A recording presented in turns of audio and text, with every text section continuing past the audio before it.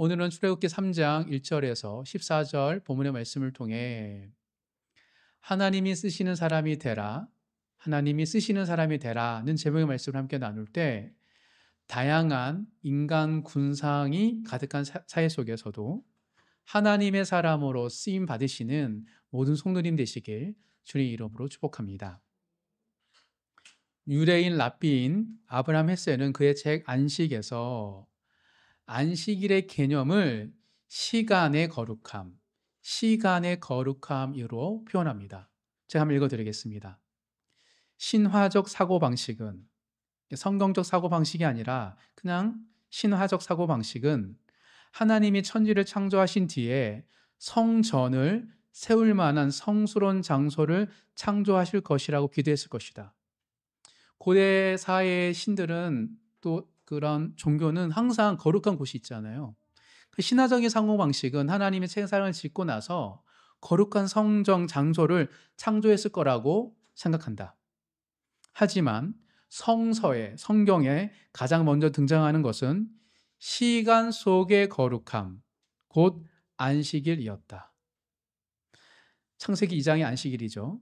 안식일의 의의는 공간보다는 시간을 경축하는 데 있다.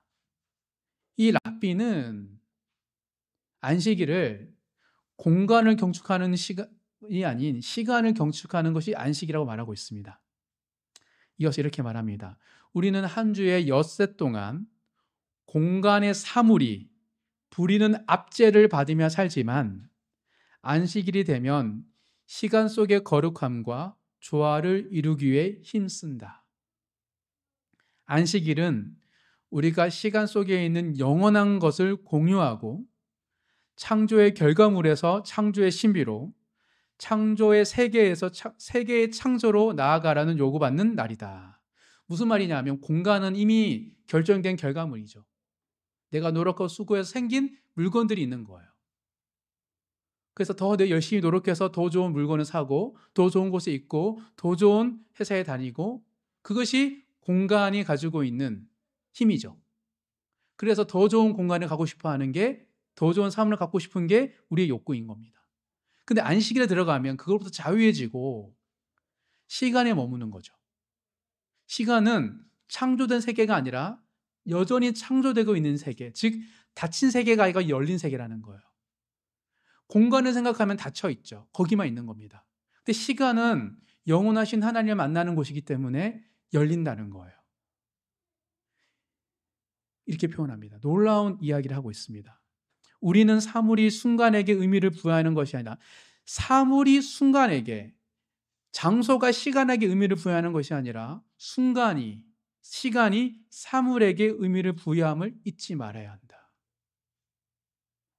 신비주의 랍빈 아브라함 헬셀은 하나님을 이 땅에서 만나고 경험했던 이 사람은 안식을 이렇게 말하는 거죠.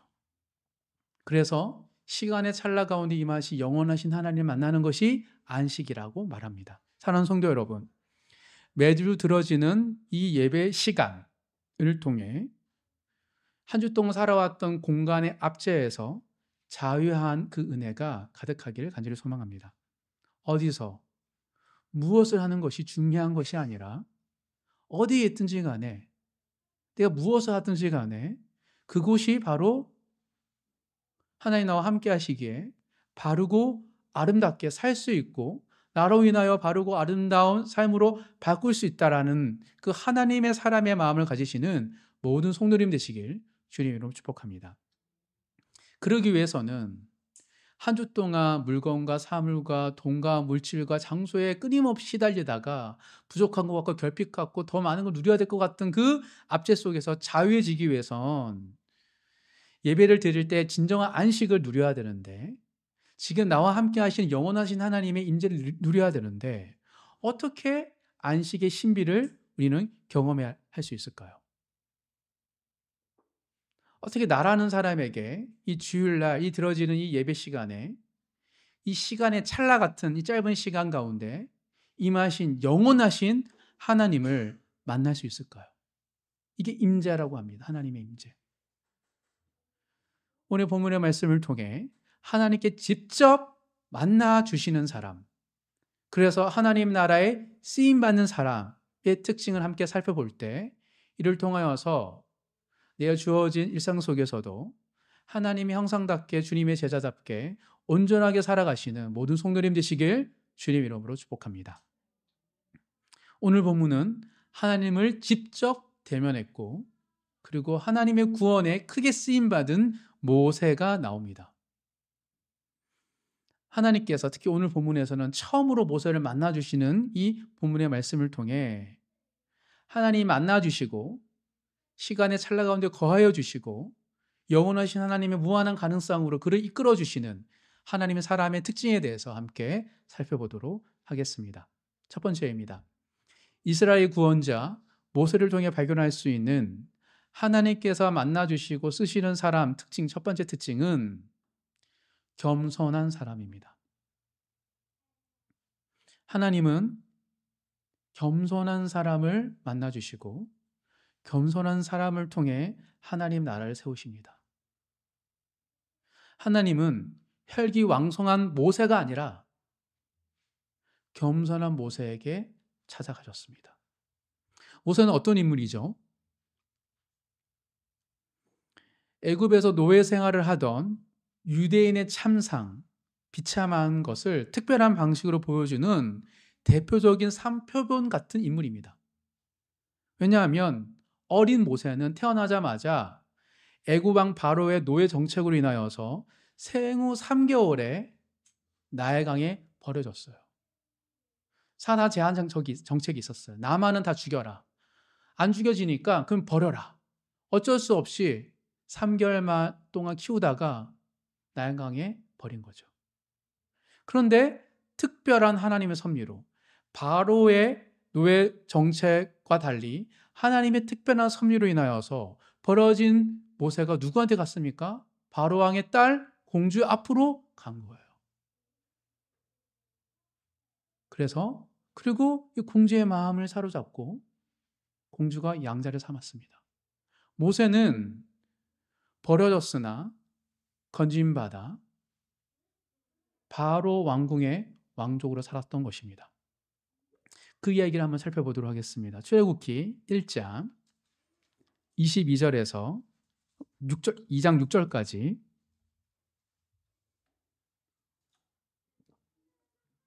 출애굽기 1장 22절에서 2장 6절까지 다 같이 읽어보도록 하겠습니다.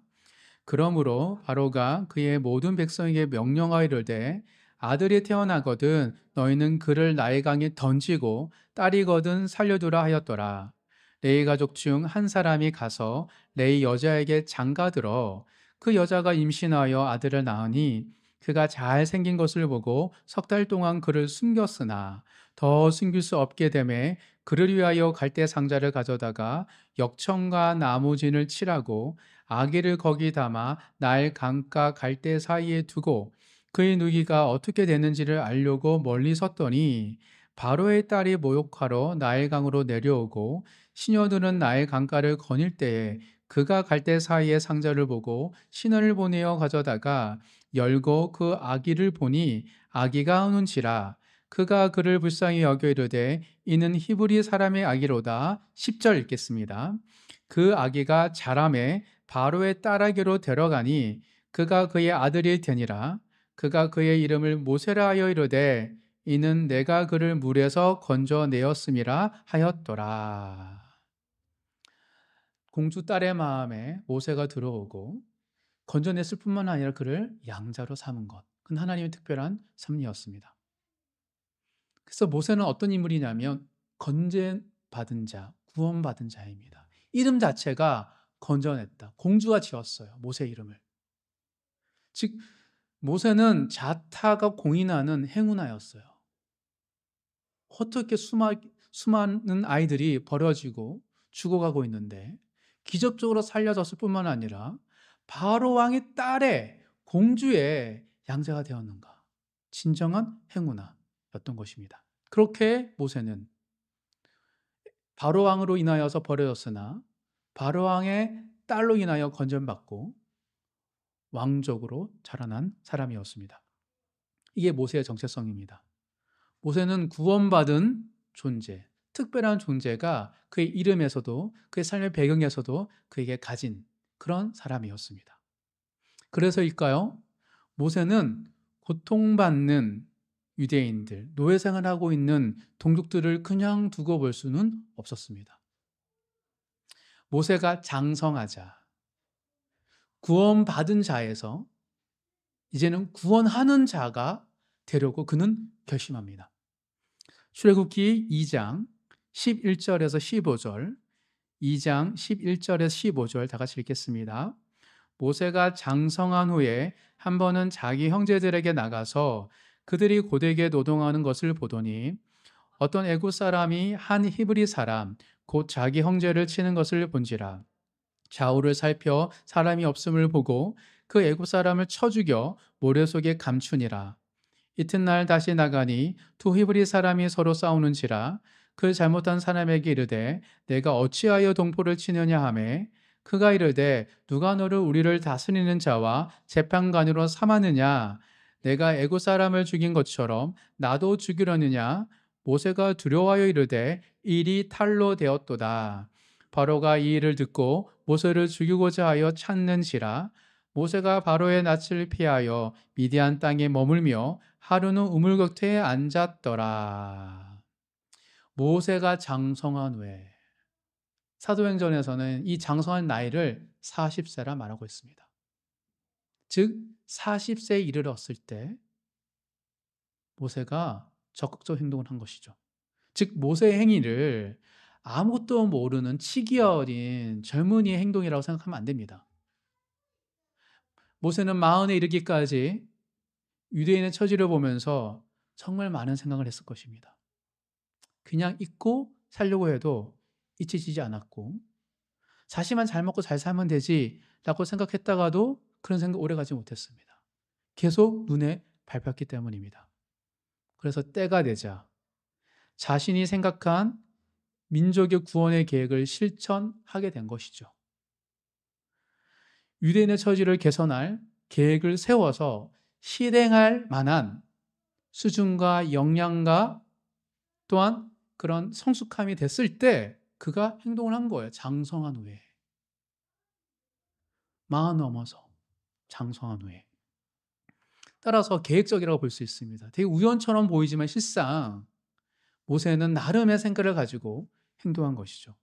모세의 계획은 무엇일까? 두 가지를 유추해 볼 수 있습니다. 첫 번째, 유대인의 민심을 얻는다. 둘째, 유대인을 다스리는 자리를 내가 취한다. 그래서 왕족으로 자란 모세의 정치력에 유대인이라는 큰 세력의 지도력이 더해진다면 얼마든지 애굽 왕 바로와 협상할 수 있다라는 자신만의 생각을 가졌던 것으로 보입니다. 그래서 억압받는 유대인을 대신하여 애굽인을 죽였고 유대인이 서로 다툴 때 중재하려 한 거예요. 자신이 무언가가 그들에게 구원자로 다스리는 자로 자신이 할 수 있음을 어필하려고 한 것이죠. 그런데 문제가 생겼습니다. 바로 생겼죠.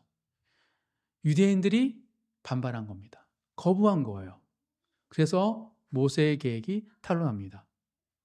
가장 중요한 첫 단계가 무엇이죠? 유대인의 민심을 얻는다. 근데 유대인들은 모세를 거부했습니다. 어쩌면 유대인들 입장에서는 왕자로 자란 모세가 아니 꼬을 수도 있었고 더 나아가 모세가 자신의 개인적인 야망을 위하여 우리를 이용하려 하는구나 라는 꼼수로 볼 수도 있었습니다. 그래서 그 유대인들이 모세가 너가 우리를 재판장에 대해 다스리려고 해? 네가 왜? 라고 이야기하는 순간 모세의 계획이 탄로났다라고 말하고 있는 거예요. 탄로난 거예요. 그 이야기가 바로왕의 귀에 들리자 바로왕은 모세를 영목죄로 죽이려고 한 것이죠. 단순히 애굽 사람 한 명 죽였다고 왕족을 죽일 명분은 없습니다. 근데 영모는 다릅니다. 그래서 모세가 급히 애굽에서 벗어나 미디안 강야로 도망친 것이죠. 즉 모세가 자신이 생각한 유대인의 구원 계획은 완전한 실패였습니다. 왜냐하면 유대인조차 설득하지 못했기 때문이죠. 그리고 오늘 본문이 나오는 겁니다. 얼마만의 시간이 흘렀을까요? 우리 사도행전 한번 찾아보도록 하겠습니다. 사도행전 7장.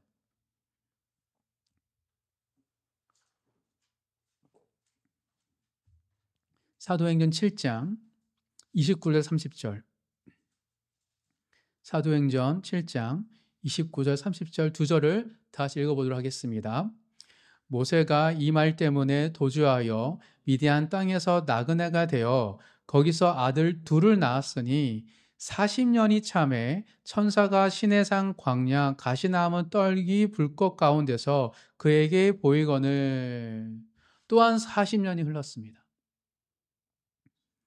40년 동안 왕족으로 살면서 모세는 구원자가 되려고 했는데, 구원자라고 되려고 했던 혈기와 지혜와 나름의 자신감이 넘쳤던 모세는 사라지고 40년간 그냥 광야에서 평범한 목축업자로 살던 모세가 오늘 본문 출애굽기 3장에 등장합니다. 2장의 모세와 3장의 모세는 완전 다른 사람입니다. 정체성이 달라졌습니다. 모세의 나이는 80세입니다. 즉 스스로 구원자가 되려고 했던 모세는 사라지고 평범한 삶을 살아가는 겸손한 모세, 그냥 평범한 사람 모세가 오늘 본문에 등장합니다. 이것이 오늘 본문에서 시작에 나타나는 모세의 모습이고, 이런 평범한 모세, 어쩌면 영적으로 내가 할 수 있어가 아니라 아무것도 아니야 라는 겸손한 모세에게 누가 하나님이 찾아가신 것입니다. 오늘 본문 출애굽기 3장 1절에서 6절까지 한번 읽어보겠습니다. 이게 배경입니다. 모세의 배경, 모세의 배경을 살펴보았고, 이제 오늘 본문 출애굽기 3장 1절에서 6절, 그런 모세에게 하나님께서 어떻게 나타나신지 다시 한번 읽어보도록 하겠습니다. 1절에서 6절까지입니다. 모세가 그의 장인 미디안 제사장 이드로의 양떼를 치더니 그떼를 광야 서쪽으로 인도하여 하나님의 산 호렙에 이르매 여호와의 사자가 떨기나무 가운데서부터 나오는 불꽃 안에서 그에게 나타나시니 그가 보니 떨기나무에 불이 붙었으나 그 떨기나무가 사라지지 아니하는지라. 이에 모세가 이르되 내가 돌이켜 가서 이 큰 광경을 보리라. 떨기나무가 어찌하여 타지 않은고 하니 그때에 여호와께서 그를 보려고 돌이켜 오는 것을 보신지라. 하나님이 떨기나무 가운데서 그를 불러 이르시되 모세야 모세야 하시매 그가 이르되 내가 여기 있나이다. 하나님이 이르시되 이리로 가까이 오지 말라. 내가 선 곳은 거룩한 땅이니 내 발에서 신을 벗으라. 또 이르시되 나는 내 조상의 하나님이니 아브라함의 하나님, 이삭의 하나님, 야곱의 하나님이라. 모세가 하나님 배웠기를 두려워하여 얼굴을 가리매. 이런 겸손한 평범한 모세에게 하나님은 그를 부르시고 그에게 나타나셨습니다. 사랑하는 성도 여러분, 살다 보면 수많은 실패를 경험합니다. 한 살 한 살 우리 모두에게 실패가 가득합니다. 그래서 실패가 너무 많으면 후회가 되고 실패가 무의미한 것처럼 느껴집니다. 근데 오늘 본문에서는 절대로 실패가 무의미하지 않다라고 말하고 있습니다.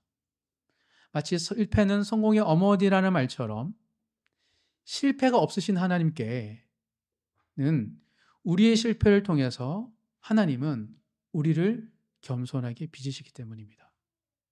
모세의 실패는 실패가 아니었습니다.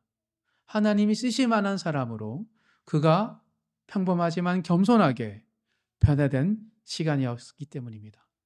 하나님은, 실패가 없으신 하나님은 우리의 실패를 통하여서도 하나님이 쓰실 만한 사람을 우리를 빚어가시기 때문이죠. 실패는 무의미하지 않습니다. 그래서 나중에 강난 생활에 보면 하나님은 하나님을 원망하는 사람은 절대 약속의 땅에 들이지 않습니다. 실패를 당할 때마다, 고난을 당할 때마다 따라서 하나님을 원망해서는 안 됩니다. 하나님을 원망하지 않고 하나님께 겸손한 사람으로 우리를 빚어가시려고 광야와 실패를 주시는데, 하나님을 원망하면 끊임없이 광야 생활을 할 수밖에 없기 때문이죠. 그래서 하나님은 겸손한 자에게 속히 나타나기를 원하시는 분이십니다. 40년이 흐른 모세가 겸손해지자 하나님은 그에게 나타나셨습니다. 수많은 실패를 통해 하나님 보시기에 겸손한 사람이 되어 하나님이 쓰실 만한 사람으로 변화되시는 모든 성도님 되시길 주의 이름으로 축복합니다. 이게 첫 번째, 하나님 쓰시는 사람 첫 번째 특징, 겸손한 사람이라는 것입니다. 이어서 두 번째 특징을 한번 살펴보겠습니다. 이스라엘의 구원자 모세를 통해 발견할 수 있는 하나님이 사용하시는 사람의 특징 두 번째는 사명의 사람입니다. 사명의 사람. 하나님은 사명의 사람을 쓰십니다. 하나님은 모세를 겸손한 사람으로 빚으셨고 이어서 겸손한 사람 모세를 사명의 사람으로 바꾸어 주셨기 때문이죠. 불이 붙었으나 타지 않은 떨기나무를 본 모세는 그곳을 가다가 그곳에서 하나님을 만납니다. 하나님께서 모세 이름을 부르시죠. 다정하게. 모세야, 모세야. 조상의 하나님이다. 그러면서 모세에게 사명을 주십니다. 오늘 본문 7절, 8절, 출애굽기 3장 7절, 8절을 다시 한번 읽겠습니다. 여호와께서 이러시되 내가 애굽에 있는 내 백성의 고통을 분명히 보고 그들이 그들의 감독자로 말미암아 부르짖음을 듣고 그 근심을 알고 내가 내려가서 그들의 애굽인의 손에서 건져내고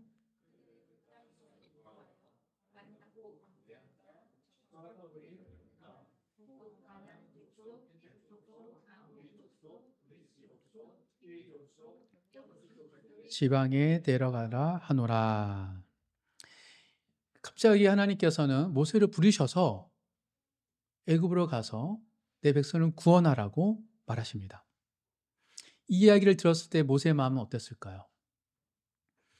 이스라엘 백성들의 고통을 아신다는 하나님의 말씀에 내가 보고 듣고 내려가 확인했다라는 그 하나님의 말씀에 모세는 깊은 위로와 그리고 공감을 받았을 것입니다.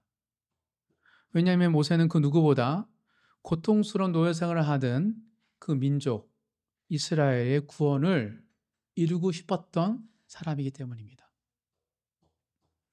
그는 태생이 건죄받은 자기에 나만 왜?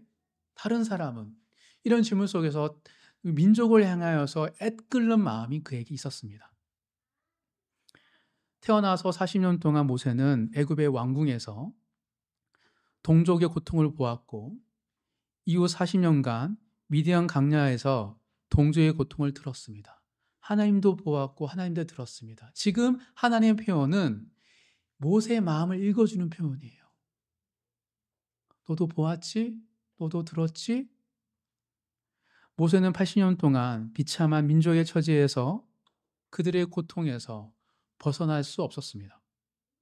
왜냐하면 모세는 구원받은 자였기 때문입니다.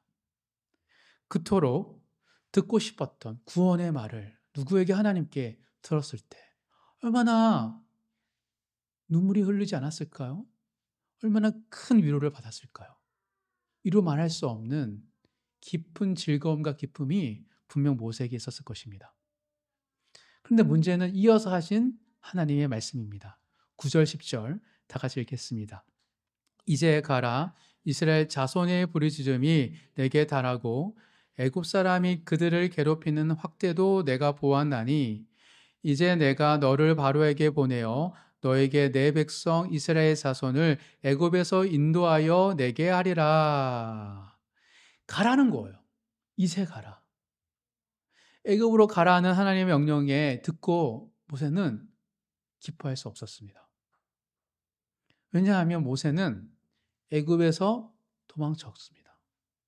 도망칠 때 모세의 마음은 인간들을 향한 사람에게 깊은 상처를 받았기 때문입니다.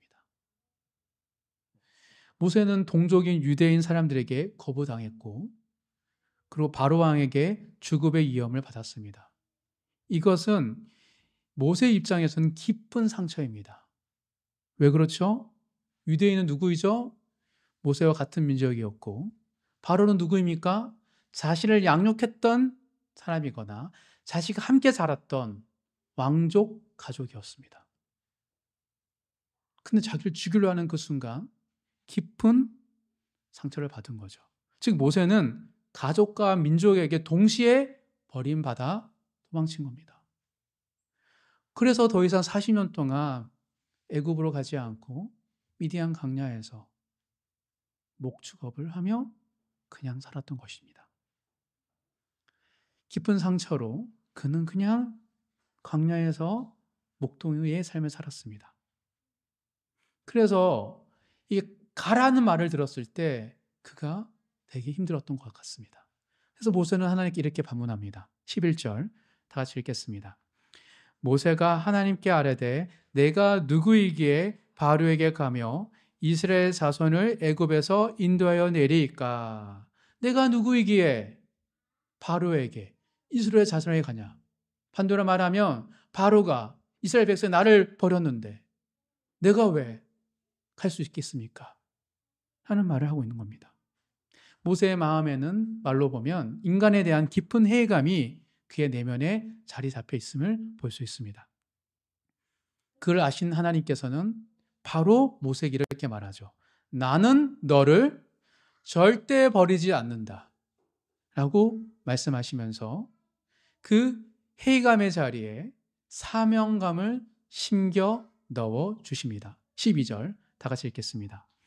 하나님이 이르시되 내가 반드시 너와 함께 있으리라.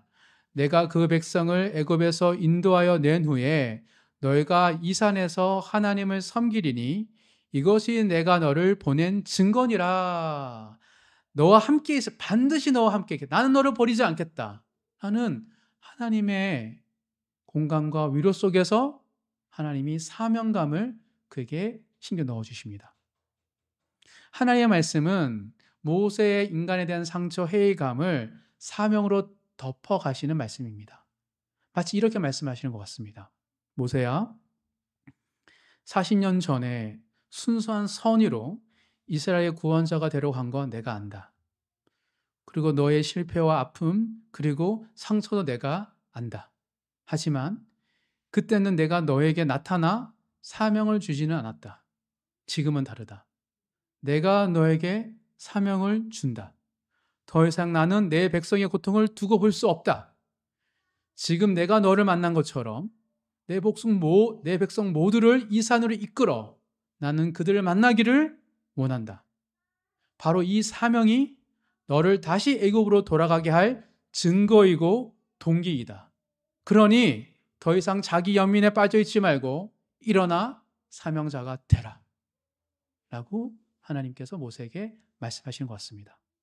사랑하는 성도 여러분, 우리가 예수를 믿고 그리스도를 살게 되는 순간부터 더 나은 삶이 보장된 것처럼 보이지만 실상은 가정에서 또 사이에서 일터에서 때로는 교회에서 받는 상처가 더 많아질 때가 있습니다. 그리스도인이 되어서 내가 더 적극적으로 말씀에 순종하다 보면 사람들로 인하여 상처받고 오해받고 더 나아가 깊은 회의감을 가지게 되는 것이죠. 그래서 대부분의 그리스도인들을 보면 사람에 대한 깊은 그 회의감이 그들 안에 있다는 것을 제가 발견하게 됩니다. 그래서 어느 정도 신앙생활 하다 보면 적당한 선에서 그냥 적당한 말을 하며 관계를 맺으려고 하죠. 그런데 하나님은 그런 우리의 회의감에 빠져있는 우리의 내면에 사명감을 심겨주시면서 그런 인간 군상 속으로 들어가라고 말합니다. 사람을 믿는 게 아니야. 내가 너에게 주는 사명 때문에 너는 가는 거야. 나는 절대 너를 배신하지 않고 너와 함께 할 거야. 라고 말하신 것이죠. 왜냐하면 하나님은 너도 느끼는 것처럼 잃어버린 영혼, 앞제로부터 공간의 사물의 앞제로부터 고통받고 있는 수많은 사람들을 구원하고 싶고 그리고 내가 바로 그 세상 한복판에 나의 나라를 세우고 싶어 라는 것이 하나님의 마음이기 때문입니다. 그래서 하나님 나라에 참여하는 사람의 특징은 다 사명자입니다. 뭔가 사랑이 크고 뭔가 특별한 계기가 있어서가 아니라 끝없는 상처와 아픔과 해감이 있음에도 불구하고 또 때로는 인간에 대해서 불신함에도 불구하고 하나님이 부르셨기에 하나님이 아파하시고 하나님이 예배와 하나님 나라 회복을 원하시기에 나를 보내시기를 알기에 기쁨과 즐거움으로 나아가는 것입니다. 이처럼 사명으로 살아가는 자를 하나님께서 사용하시고 또 하나님께 쓰임받는 사람은 사명의 사람입니다. 사랑하는 성도 여러분, 내 인생이 다 풀리고 최적의 상태, 최고의 육체적 상태, 경제적 상경이 시간이 주어져서 주님을 따르는 것이 아니라 주님이 주신 사명이 있기에 그렇게 믿음으로 나아가셔서 하나님께 쓰임받으시는 모든 성도님 되시길 주님으로 축복합니다. 하나님은 겸손한 모세에게 나타나셔서 그의 깊은 회의감을 사명을 주시면서 그가 다시 애굽으로 돌아갈 수 있도록 만들어 주셨습니다. 그럼에도 불구하고 모세는 쉽게 발을 띄지 못합니다. 왜냐하면 내가 만난 하나님은 떨기나무 가운데 분명한데 과연 이스라엘 백성들이 그 하나님을 수용할 수 있을까? 우리도 그렇잖아요. 누군가를 전도를 할 때 나는 하나님과 뭔가 진짜 만났고 하나님이 내 하나님인데 다른 누군가의 이야기와 전도할 때는 제가 그걸 하나님을 만날 수 있을까? 이해할 수 있을까에 대한 걱정이 드는 것처럼 모세도 그런 걱정이 듭니다. 그래서 모세가 하나님께 하나님의 이름은 무엇이죠? 내가 하나님 이름은 무엇이라고 유대인들에게 바로에게 말했을까라고 물어봅니다. 그래서 하나님께서는 13절 14절에 이렇게 말씀하십니다. 13절 14절 다 같이 읽겠습니다. 모세가 하나님께 아뢰되 내가 이스라엘 자손에게 가서 이르기를 너의 조상의 하나님이 나를 너에게 보내셨다 하면 그들이 내게 묻기를 그의 이름이 무엇이냐 하리니 내가 무엇이라고 그들에게 말하리이까? 하나님이 모세에게 이르시되 나는 스스로 있는 자이니라. 또 이르시되 너는 이스라엘 자손에게 이같이 이르기를 스스로 있는 자가 나를 너에게 보내셨다 하라.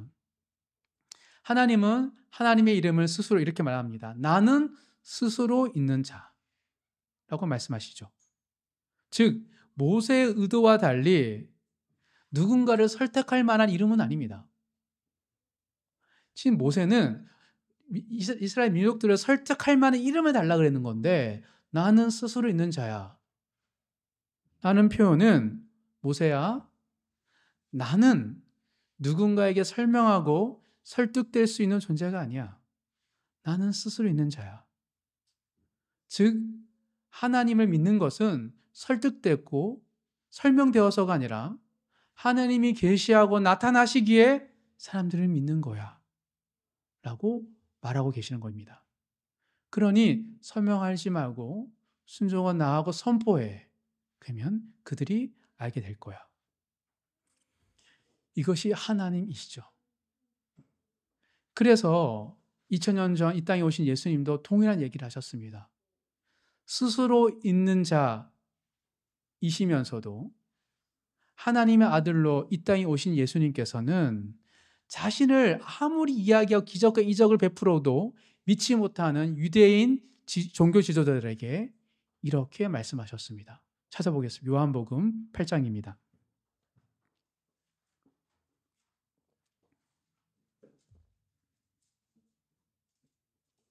요한복음 8장 57절 58절 요한복음 8장 57절 58절 다 같이 읽겠습니다.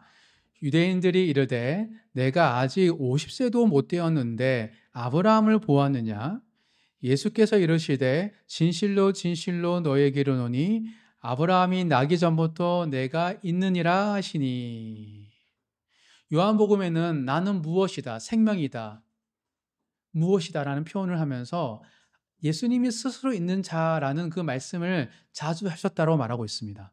나는 아브라함이 나기 전부터 스스로 존재했다 라고 말씀하고 계시는 것이죠. 즉 스스로 존재하시는 성자 하나님이신 예수님을 믿는 믿음으로 우리는 하나님 나라에 참여할 수 있습니다. 모세처럼 40세에 일었던 모세처럼 자기 힘으로 내 백그라운드로 자기 지혜로 구원을 이룰 수 있는 게 아닙니다.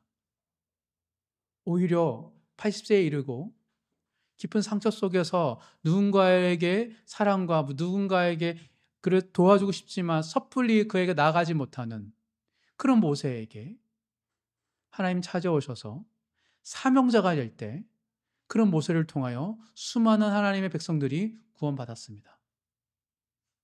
우리가 내 자신이 훈련받고 뭔가를 경험하고 내는 뭔가 많아서 다른 사람에게 복음을 전할 수 있는 것이 아니라 내가 할 수 없음을 알고 그런데 불구하고 긍휼하고 나를 부르신 하나님께서 주님께서 누군가에게 주님을 선포하러 하셨을 때 나의 그 순종을 통하여 사명을 통하여 하나님인 예수를 통하여 스스로 있는 자 되심을 그들에게 보여주시는 것이기 때문입니다.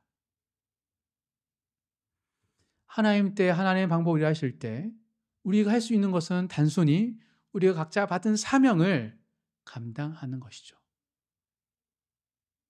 이것이 매우 중요합니다. 하나님 이런 사람을 통하여 하나님 구원을 이루시기 때문입니다. 모세의 특별함이 없습니다. 모세는 그냥 선택받았으나 그가 하려고 했다가 실패했다가 낙오자가 되었으나 하나님이 그 낙오자 된 모세를 겸손하게 만드셨고 그를 순종의 사람으로 빚으셨기에 모세가 하나님께 쓰임받았던 것을 잊지 마시는 모든 성도님 되시길 바랍니다. 그래서 예수님은 나의 최고봉이라고 말했던 오스와드 챔버스는 이런 말을 했습니다. 우리는 상업적인 관점을 가지고 있습니다. 경제적인 관점. 얼마나 많은 영혼들이 구원을 받았고 거룩하게 되었는가를 계산하면서 하나님께 감사하고 이제 모든 것이 잘 되어 간다라고 흥겨워합니다. 그러나 우리의 사역은 하나님의 은혜가 기초를 놓은 곳에서 시작합니다. 우리는 영혼을 구원하기보다 그들을 제자화해야 합니다. 구원과 제시즘은 하나님의 주권적인 은혜의 사역입니다. 주의 제자로서 우리의 사역은 사람들이 전적으로 하나님께 순복할 때까지 그들의 삶을 제자화하는 것입니다. 우리가 누군가를 구원할 수 없습니다. 하나님의 누군가를 이렇게 나타나셔서 그를 구원해 줄 때 교회가 하는 것, 우리가 하는 것은 그를 온전한 주님의 제자로 삼는 것. 그것이 우리 역할입니다. 우리가 지난주에 세례를 통해서 보고 경험했던 사실이기도 합니다. 말씀을 정리하겠습니다. 하나님 나라는 이 땅에 이미 임하였습니다. 하지만 아직 완성되지 않은 나라입니다. 즉, 그 말은 하나님이 여전히 하나님의 구원을 이루고 계신다는 사실이죠. 끊임없이 하나님 나라가 확정되고 있고 누군가는 구원받고 있고 누군가는 하나님 건신되어서 쓰임받고 있습니다. 그리고 하나님은 즐겨 사용하신 사람에게는 두 가지 특징이 있다고 우리가 살펴보았습니다. 첫 번째 특징은 겸손한 사람을 하나님은 쓰시고 두 번째로는 사명의 사람을 쓰심을 우리가 발견하였습니다. 반석되신 예수님을 믿는 믿음 안에서 겸손과 사명으로 살아가기를 결단한 성도님 되셔서 상처와 아픔 그리고 실패가 점철된 인생길에서 하나님의 임재와 구원의 은혜를 깊이 누리시는 모든 성도님 되시길 주의 이름으로 축복합니다.